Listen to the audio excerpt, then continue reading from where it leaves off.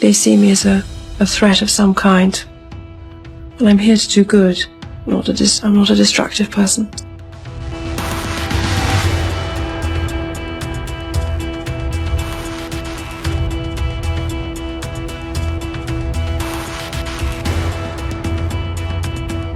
In the summer of 1995, Princess Diana wrote words never meant to be read, a secret diary that would shake the British monarchy to its core.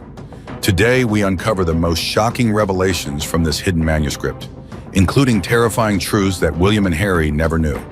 From psychological warfare behind palace walls to chilling premonitions that came true, this isn't just another royal story. It's a mother's final testimony. What you're about to hear will change everything you thought you knew about Diana's tragic fate. The shocking revelation. In the shadowy depths of a forgotten palace vault, a discovery would shake the very foundations of the British monarchy. The year was 2024 when archivists cataloging decades of royal correspondence stumbled upon a leather-bound journal bearing Princess Diana's distinctive handwriting. Unlike her public letters or official documents, this wasn't meant for historical record.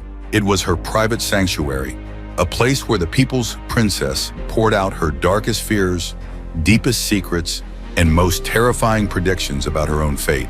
What lay within those pages would forever change our understanding of royal history. The timing of these writings, carefully dated to the summer of 1995, adds a chilling dimension to their significance. It was a period when Diana appeared to be finally breaking free from royal constraints, mere months before her groundbreaking BBC interview. But while the world watched her composed exterior, these pages reveal a woman fighting for survival. Her entries, sometimes written in hurried strokes, other times in careful deliberation, paint a picture of mounting dread and desperate determination to protect her sons from forces she believed were closing in. Authentication of the diary's contents sent shockwaves through royal circles. Former palace staff, speaking under condition of anonymity, confirmed specific incidents detailed within its pages. Handwriting experts verified Diana's distinctive script, noting particular pressure points in her writing that suggested intense emotional states. Most compelling were references to conversations and events that only someone deep within the palace's inner sanctum could have known, details that align perfectly with recently declassified royal household documents. Initial reactions from royal insiders ranged from stunned silence to desperate damage control. 3 former protection officers have come forward, verifying Diana's accounts of unusual surveillance and mysterious incidents inside palace walls. A senior former aide, visibly shaken after reviewing certain passages, admitted that the princess's paranoia, as we called it then, appears chillingly justified now. Even more telling were the hasty private meetings called by current palace officials upon learning of the diary's emergence. But these initial revelations barely scratch the surface of what Diana documented. Within these pages lie detailed accounts of systematic manipulation, psychological warfare, and a web of palace intrigue that extends far beyond anything previously reported.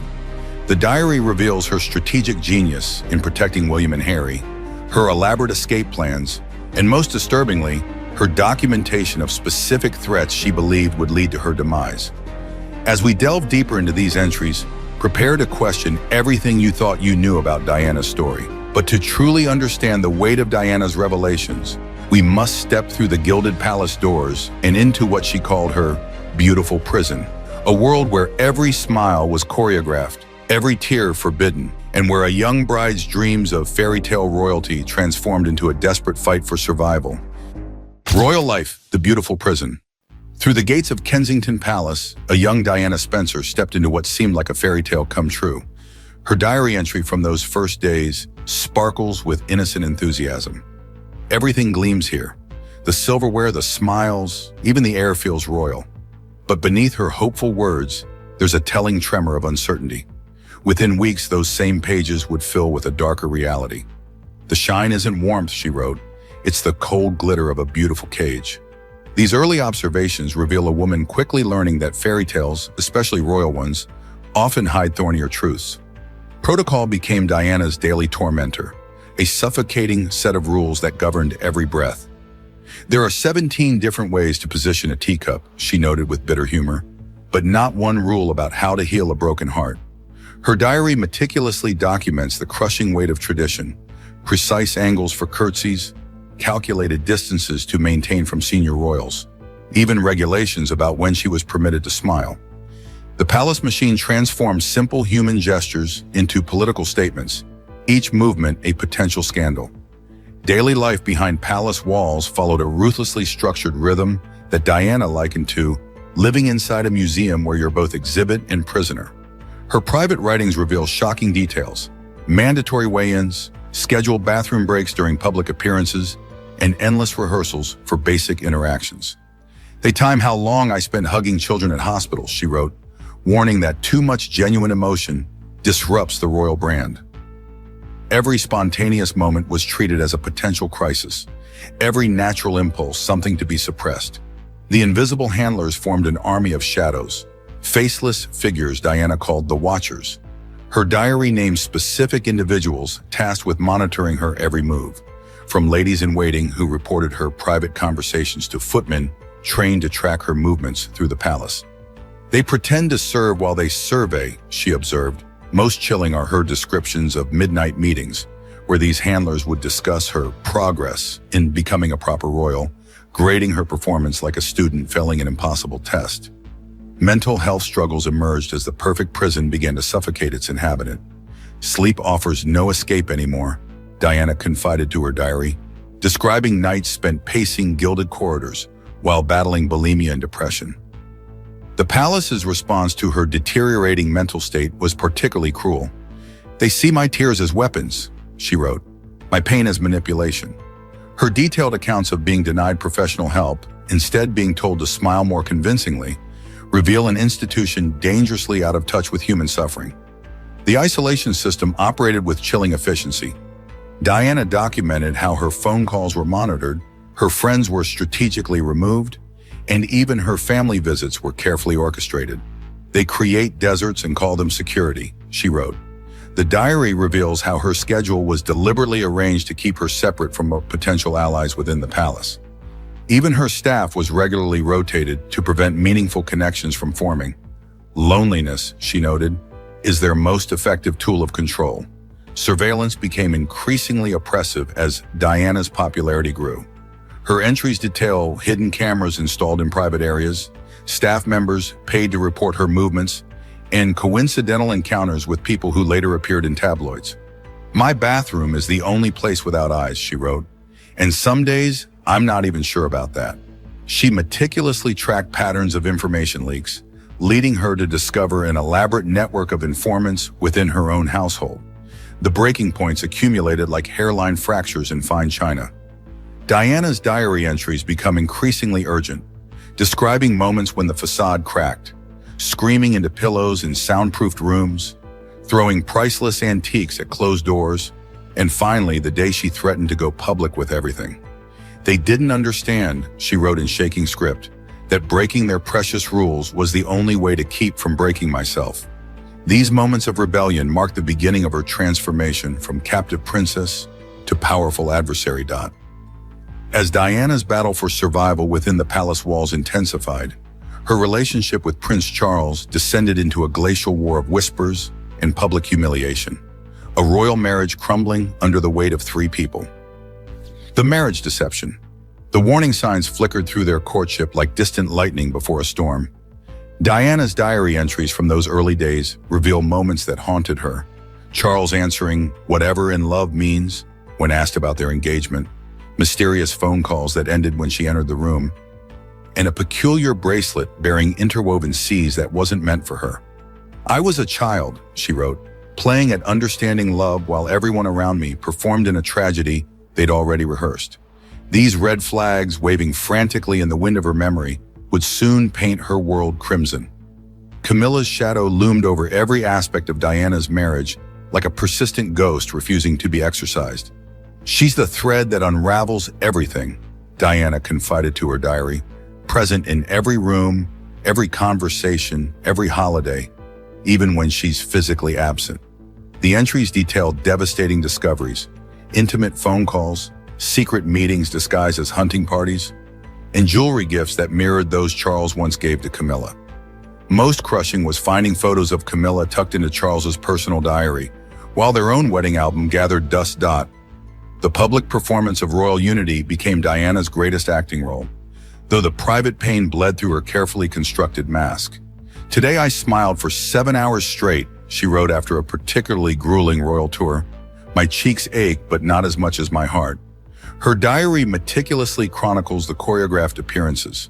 Charles's hand placed just so on her back for photographers, rehearsed loving glances across charity events, carefully timed public displays of affection that felt like daggers in private.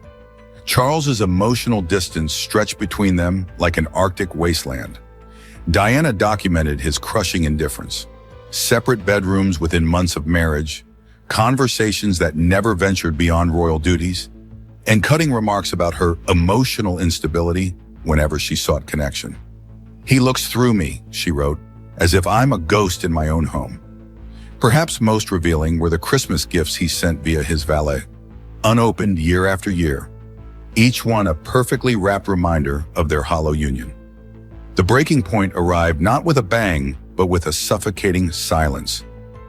"I can't breathe in this marriage anymore," Diana wrote in shaking handwriting. "Today, Charles canceled our lunch to attend Camilla's daughter's school play." This seemingly small slight became the final crack in an already shattered facade. Her diary entry that night spans pages, ink blotched with tears. "I finally understand. I was never meant to be his wife, only his cover story." The next day, she began plotting her independence. The toll on Diana's mental state manifested in ways both visible and invisible. Her diary tracks the progression: sleepless nights spent pacing palace corridors, the return of her bulimia with vengeful force, panic attacks during public appearances that she disguised as graceful pauses. "The irony," she wrote bitterly, "is that they call me unstable for reacting normally to an abnormal situation." Yet within these darkest entries emerged the first sparks of rebellion, a determination to rewrite her story, not as a victim of royal deception, but as a survivor ready to fight back. Yet through the darkness of her marriage's collapse, Diana found unexpected light in her role as a mother, transforming royal parenting from rigid tradition to revolutionary love. Motherhood as rebellion. In the privacy of her diary, Diana outlined a maternal revolution that would shake the foundations of royal childrearing. "They expect me to hand my babies to nannies and protocol," she wrote, "but I'll give them something the monarchy has never seen: a mother's real love." Her entries detail late-night feeding sessions she refused to delegate, tears she wiped personally, and bedtime stories read in funny voices that scandalized traditional royal nurses. This wasn't mere maternal instinct. Her diary reveals it as calculated rebellion, each cuddle a crack in the monarchy's rigid facade. Diana's systematic dismantling of royal parenting traditions sent shockwaves through palace corridors. "Today I took the boys to McDonald's," she wrote triumphantly, the horror on their faces when William returned with a paper crown. Her diary catalogs each broken protocol: public schools instead of private tutors, trips to theme parks, waiting in line at movies. Most shocking to the establishment was her insistence on physical affection. "They say princes shouldn't be hugged," she noted. "I say they shouldn't be denied their mother's arms." Preparing William for kingship became Diana's most delicate balancing act. "He must understand power without becoming its prisoner," she confided to her pages. Her strategic approach combined royal education with grounding experiences, volunteering at homeless shelters between protocol lessons, visiting AIDS patients after etiquette training. "I'm teaching him that a crown is worthless without compassion," she wrote. The diary reveals her private coaching sessions, teaching William to blend royal dignity with human empathy, her ultimate gift to the future of monarchy. Harry's path required different warriors' tools. "They call him the spare," Diana wrote with visible anger, blotting the page. "But I'm raising him to be extraordinary in his own right." Her entries detail fierce battles to protect Harry's individuality, defending his artistic interests, championing his casual nature, fighting against comparisons to William. "The palace sees him as a backup plan," she observed. "I see him as a force of nature they're not prepared for." Her strategy focused on building his confidence outside William's shadow. Educational choices became battlegrounds, with Diana's diary documenting each skirmish. "Charles insists on Eton's tradition," she wrote, "while I argue for schools that teach empathy alongside Latin." Her detailed plans show careful research into each institution, weighing academic rigor against emotional support. Most revealing are her notes about secret visits to prospective schools, observing how other children were treated when they thought no one was watching. "My boys need classrooms that cultivate hearts, not just minds," she insisted. Creating pockets of normalcy became Diana's daily mission. Her diary brims with orchestrated accidents, spontaneous ice cream trips carefully planned weeks ahead, impromptu visits to arcades with security quietly arranged, movie theater outings meticulously choreographed to appear casual. "Let them believe these moments just happen," she wrote. "The truth is, I fight for every second of their childhood." Each normal experience required elaborate planning, but Diana's entries show she considered it worth every effort. Protection strategies fill pages with intricate detail, revealing Diana's sophisticated understanding of palace politics. "I'm building a fortress of love," she wrote, "but with walls made of public opinion." Her diary outlines multi-layered security, trusted staff members positioned strategically, media relationships cultivated to ensure positive coverage, and careful documentation of every threat to her son's well-being. Most impressive was her creation of a public narrative that made her boys too beloved to be fully controlled by the palace machine. Diana's long-term vision for her sons illuminates her diary's final passages. "I'm planting seeds of change in fertile soil," she wrote months before her death. "William will revolutionize the monarchy not through rebellion, but through the compassion I've nurtured. Harry will show the world that being spare means being free to create extraordinary change." Her detailed plans extend years into a future she wouldn't see, mapping out how each prince could transform their royal duty into humanitarian power. These entries reveal not just a mother's love, but a strategic mastermind at work. The escape plan. The first whispers of escape appeared in Diana's diary like tentative prayers. "Today I allowed myself to imagine walking away," she wrote in trembling script during a particularly dark winter night in 1994. "The thought terrifies and thrills me in equal measure." She documented sleepless nights spent plotting routes to freedom, mapping out allies and enemies, calculating risks with the precision of a military strategist. The pages reveal a woman transforming fear into determination, each entry building towards what she called the ultimate act of self-preservation. America beckoned like a distant lighthouse through stormy seas. "There's a freedom in New York's chaos," Diana confided, describing secret trips to Manhattan where she explored potential neighborhoods and schools. Her diary details meetings with American media moguls, real estate viewings conducted under aliases, and preliminary discussions about charitable foundations she could establish. "In America," she wrote, "titles matter less than impact. My boys could grow up as leaders, not just heirs." These dreams of transformation across the Atlantic filled pages with increasingly detailed plans. Security concerns consumed entire notebooks, revealing Diana's growing expertise in protective strategies. She documented suspicious cars, photographed unknown surveillance teams, and mapped safe houses across London. "They think I'm paranoid," she noted grimly, "but I've learned to count the shadows that shouldn't be there." Most disturbing are her detailed records of phone tapping incidents, mysterious accidents that felt staged, and staff members suddenly replaced without explanation. Her vigilance bordered on obsession, but her diary suggests it wasn't without cause. Financial preparation proved Diana's strategic brilliance. Her private accounts detail hidden accounts established in Switzerland, investments made through trusted proxies, and valuable jewelry strategically converted to more portable assets. "Freedom requires funding," she wrote with remarkable foresight. "They control the purse strings, so I'm weaving my own golden net." The diary reveals sophisticated understanding of royal financial structures and, more importantly, their vulnerabilities. She was building her escape route brick by golden brick dot. The media strategy mapped out in her diary demonstrates masterful understanding of public perception. "Headlines are weapons," Diana observed, "and I'm learning to aim." She crafted a careful timeline of strategic interviews, planned photo opportunities, and cultivated relationships with key journalists. Most fascinating are her notes on information packets, carefully prepared evidence of palace misconduct, held in reserve like ammunition. "The truth isn't just my shield," she wrote, "it's my sword." Her children's well-being dominated every escape consideration.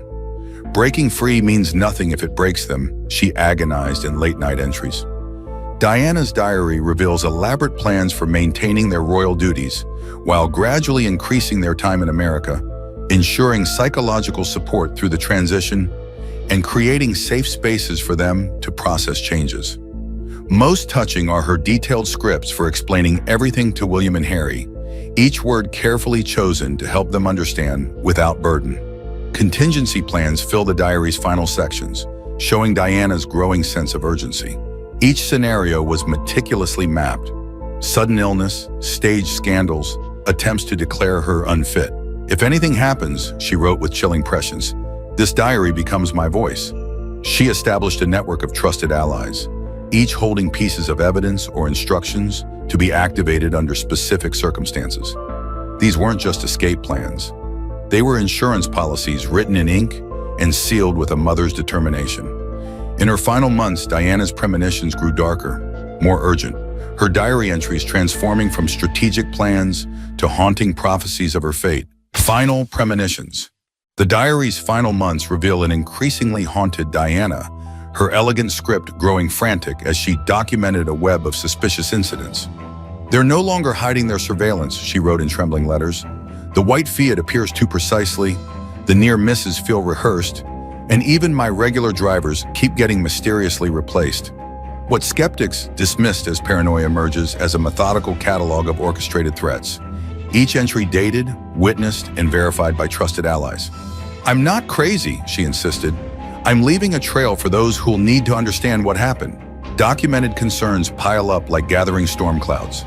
Diana meticulously recorded mysterious brake failures, wiretap conversations, and shadowy figures tracking her children's routines. Most chilling are her accounts of palace whispers, veiled threats delivered during charity galas, warnings slipped into polite conversation at garden parties. M suggested today that fatal accidents can be arranged in Paris tunnels, she wrote, using initials matching high-ranking officials. Her entries read less like paranoid delusions and more like a prosecutor's evidence file. Her protective measures reveal a strategic mind operating in survival mode. Multiple safe deposit boxes across Europe held damaging documents. Trusted journalists safeguarded sealed envelopes to be opened under specific circumstances, and loyal staff members maintained detailed records of suspicious activities. If anything happens to me, she wrote with chilling foresight, everything triggers automatically. She even arranged regular medical checkups and stored blood samples with private physicians, anticipating attempts to manipulate her health records. Letters of intent punctuate the diary's final pages, each one beginning with the same haunting phrase, I write this in sound mind and body. These weren't mere precautions. They were roadmaps for future investigations, complete with names, dates, and damning evidence carefully hidden across multiple jurisdictions. To her son, she wrote, if you're reading this, they'll claim your mother was unstable. The truth is, I was too dangerous to their secrets to be allowed to live. The final warnings penned days before her death vibrate with prophetic dread. The plan is in motion, she wrote, her usually pristine handwriting showing signs of distress. They've found their perfect moment. Her last entry, dated August 30th, 1997, reveals a woman who saw her fate approaching but refused to go quietly. Remember, my darling boys, whatever they say about your mother's accident, I saw it coming, and I've left you everything you'll need to prove it wasn't an accident at all. Princess Diana's diary reveals a truth far more powerful than any conspiracy theory. The story of a mother's love, a fighter's spirit, and a legacy that continues to reshape history. We've shared just a fraction of her incredible revelations, but the impact of her words echoes through time. What shocked you most about Diana's hidden diary? Which revelation changed your perspective of the royal family? Drop your thoughts below. Like this video and hit subscribe for more exclusive royal insights that go beyond the headlines. Together, let's keep Diana's truth alive.